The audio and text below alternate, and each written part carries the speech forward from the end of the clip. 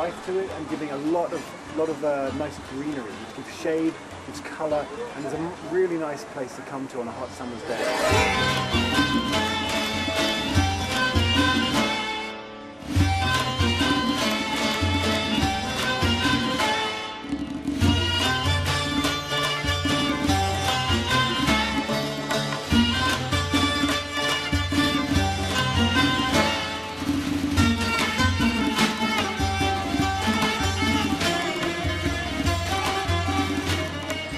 And Shandiz, this city or this town, it's very famous for two things.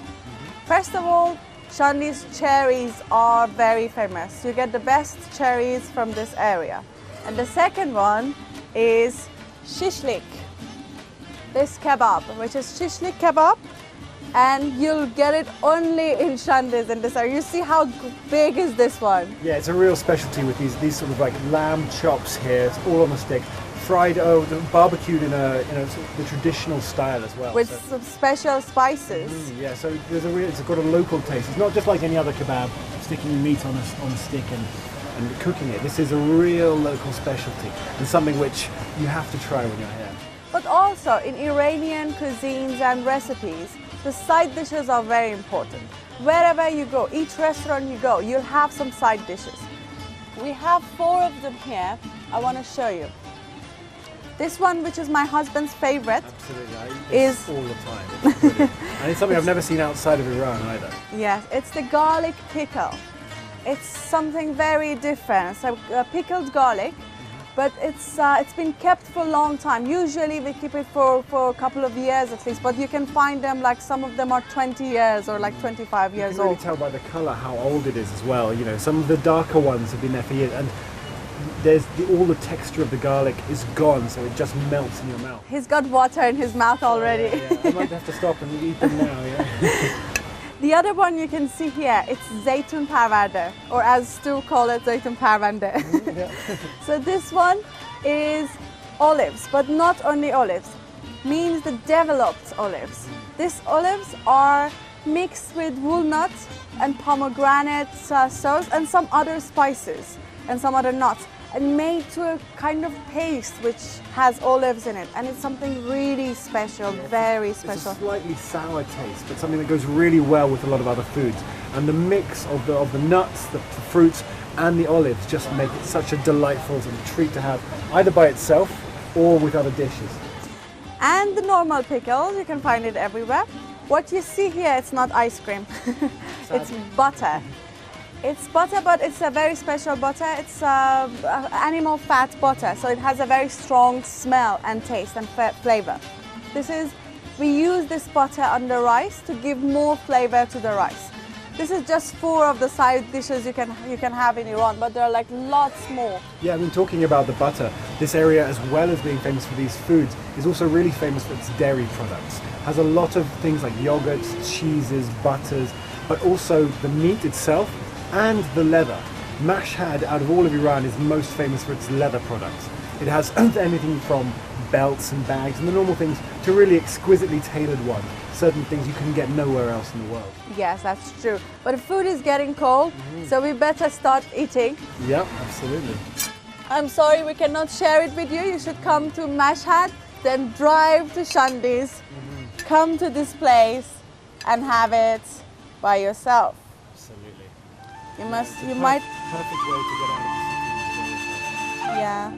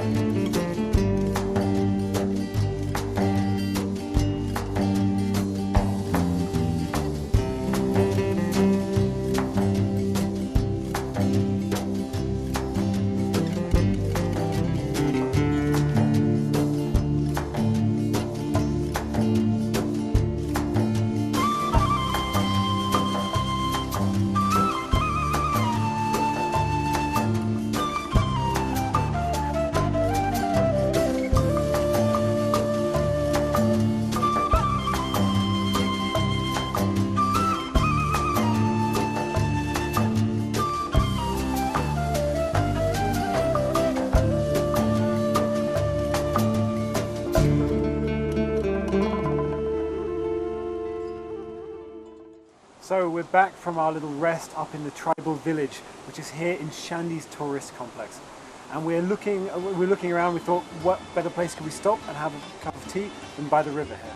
And not any tea, just a traditional style of tea, which is served in a samovar and a teapot, which is, of course, all the Iranians' favorite type of tea.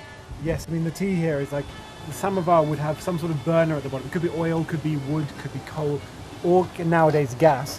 And then this heats the water at the bottom. The steam then rises and keeps the tea in the top hot.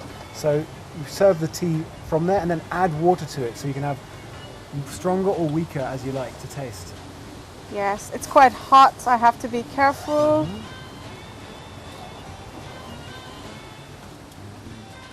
It's been a while since I had tea in samovar actually.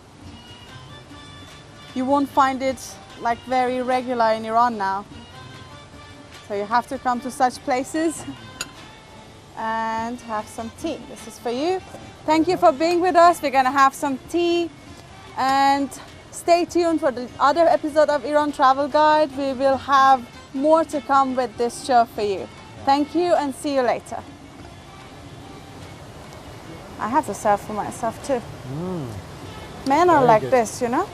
All of them? Or just me? Like some of them. They never wait for their wives.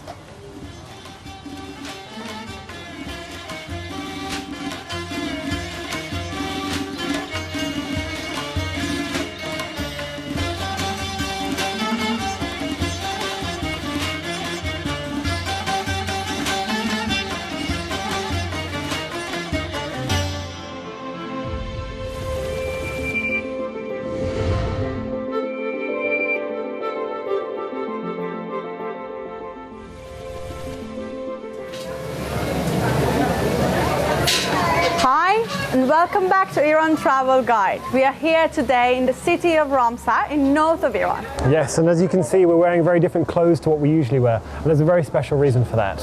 And I'm going to explain it. Each country has its own ethnic group. And Iran also, like any other country, has its own ethnic groups. In the country of Iran, which is a big country, you can find variety of different eths. And each of these groups live their own life. Basically, they have their own lifestyle, their own culture, their own food, their own clothes, as you see, and their own culture and traditions in many ways. And so one of the most interesting things about traveling around Iran is seeing this for yourself, seeing the different clothes, seeing the different cultures, trying the different foods especially. That's one of my favorites to do. So it's like when we came here, we thought this is a great opportunity to try this on, see what we would look like as gilakis. Gilakis are from the north of Iran, and they have a tradition here that goes back many hundreds of years. And also, this color, as you see, it's very colorful, and there is a reason for it. The nature in north of Iran, in Gilan, is very special. As you've seen in some of our shows, the nature in north, the jungles, the sea, and all of them present a specific type of living.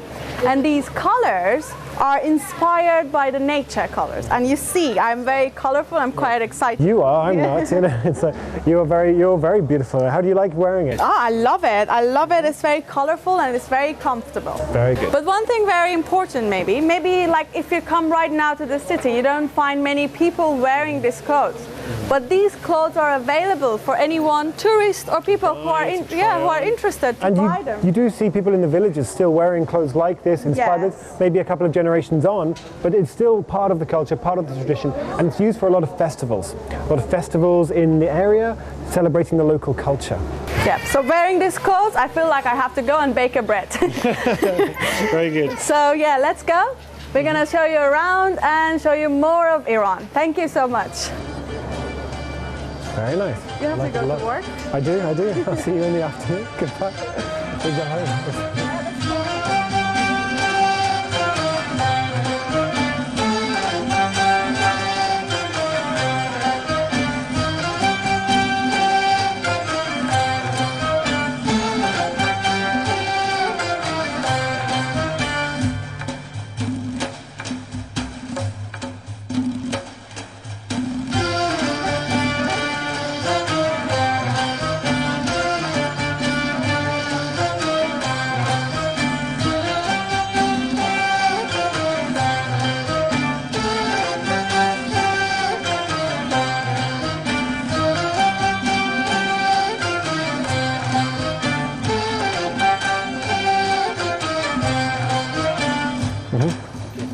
So, yep, we're here in the beautiful green city of Ramsar, and you may be wondering what I'm putting on. Well, there's a zip line here which goes from the top of this tower here down all the way to what we call, thank you, yep, Bame Ramsar, the roof of Ramsar. I'm getting harnessed in because I'm shortly to be going on such a zip line. Azadeh was a little bit scared, so she didn't come in the end, but I'm really looking forward to it. If you have a look over this way, we can see where we're going to end up, down on that platform down there.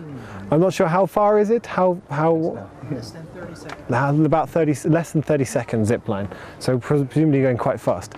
Hopefully you'll be able to catch as much of my reaction to this as possible. Are we good? Hubert? Yeah. Yep, good. Very good. So, yeah, come along with me and see how it goes. Okay.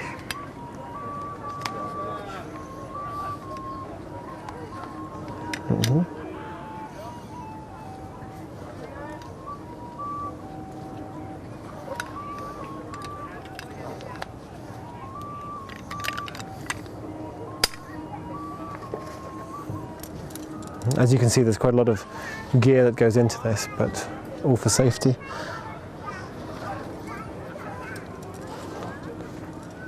Now's perhaps a good time to say if there's anyone I've offended or hurt in my life, then I ask you to forgive me if I don't make it back from this. What's this? This is my wallet. I'll take it out. Wallet and key.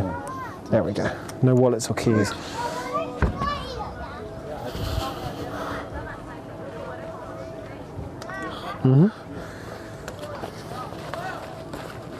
What is here?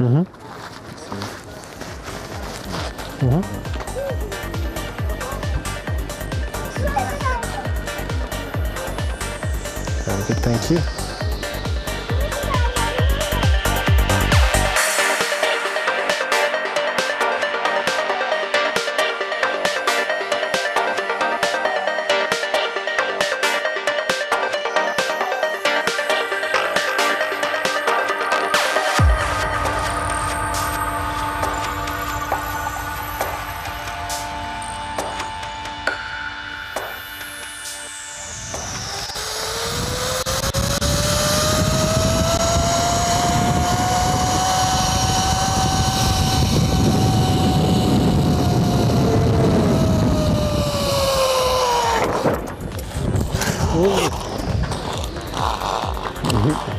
Okay.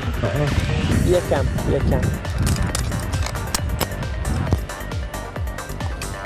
Stand up. Stand up. Nice.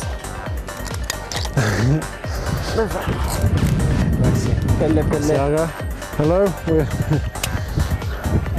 Very good. Merci, thank you. So we made it. Very nice coming all the way down through the jungle here. It was a lovely little slide through there.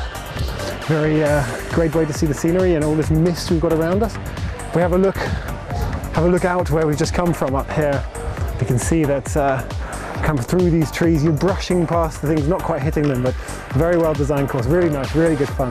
Definitely recommend it. And as you shouldn't be scared of it. It's exciting but not scary at all. So anyway, hope you've enjoyed this. See you in Iran. There's also sort of things to do like activities, bungee jumping, parasailing, jet skiing, all these sorts of things, as well as a very cool zip line. Hopefully we're off to go do some karting and some look at the fairground later on, so more excitement to come. But for now, that's great. Thanks for being with us on Iran Travel Guide. See you.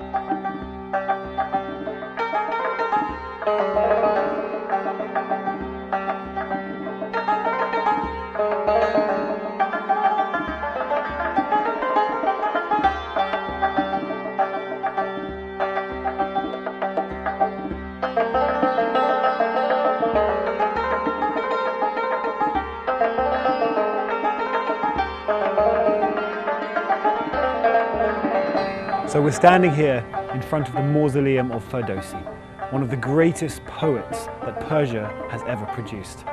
This draws over 1 million tourists per year just to come here and pay their respects. And lots of locals come here very regularly just to see here, absorb the peace of the atmosphere and pay their respects to the great man. This mausoleum has been built around 80 years ago by a very famous architect of Iran, Houshang Sehun. And it's fully made of marble, and it's in 3 different levels. Yes, the first level is the steps all around here, the way up to here. And they're important because it shows the sort of path that a person should take while paying their respects. They have to pass all the way around it, which means they get to read all of the poetry that's on the lower level here. The level above that is the plinth. The plinth is the block in the middle here, and it again has more poetry inscribed upon it. On top of that is the block-like edifice with all the columns above it.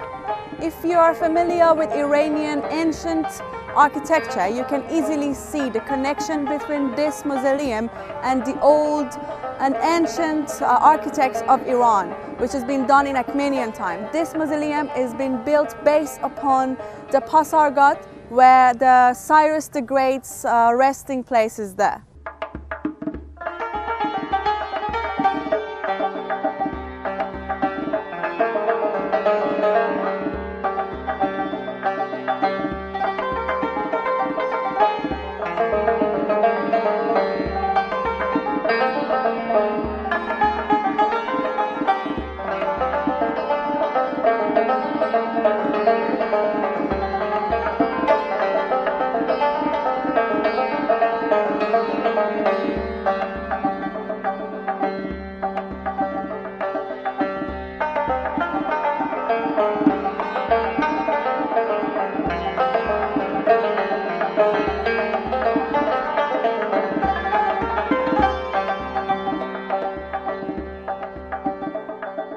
The connection with ancient Persian culture is clear in the architecture, and it's also clear in the works of Ferdowsi himself, who was very interested in saving the Persian culture from being infiltrated by foreign sources.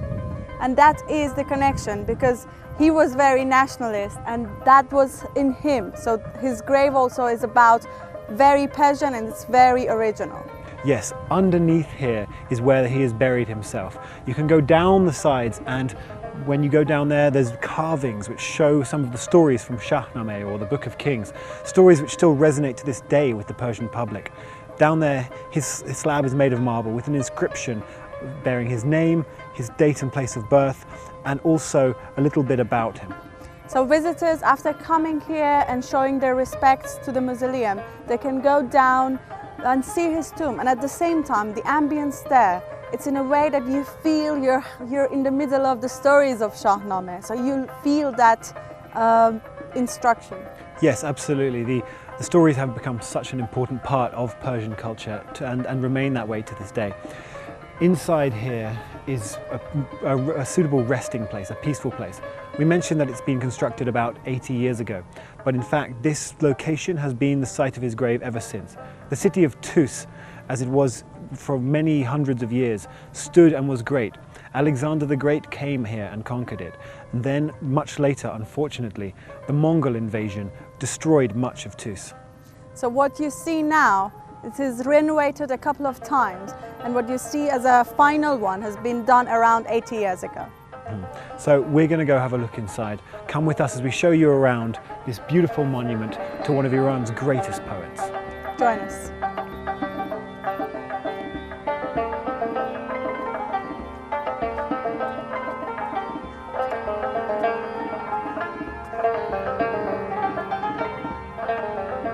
به نام خداوند جان و خرد که از این برتر اندیشه بر نگذارد.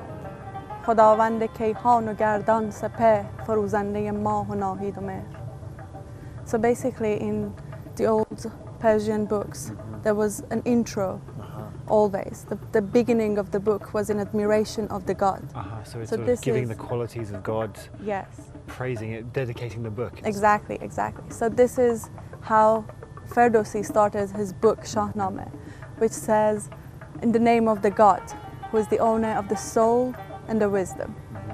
It cannot be anything wiser than this.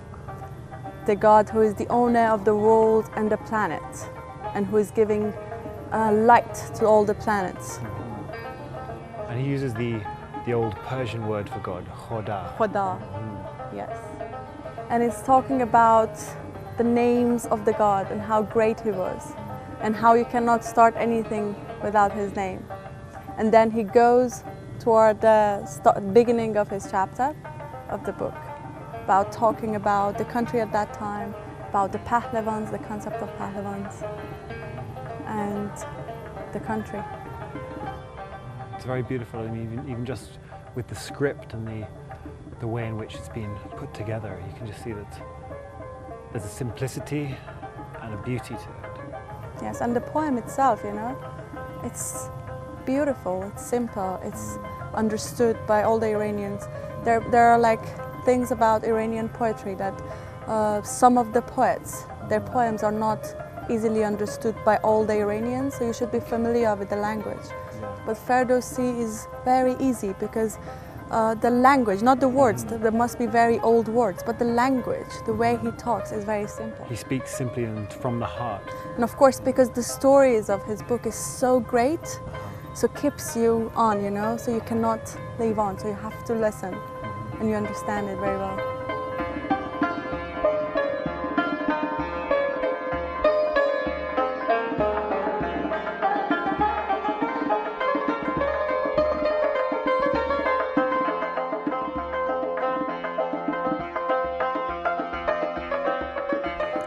So there you have it, the Mausoleum of Ferdowsi. Yes, we've been spending a really lovely evening here, watching the sun go down, paying our respects to one of Iran's great poets, reading his poetry, and just relaxing and enjoying the beautiful ambience.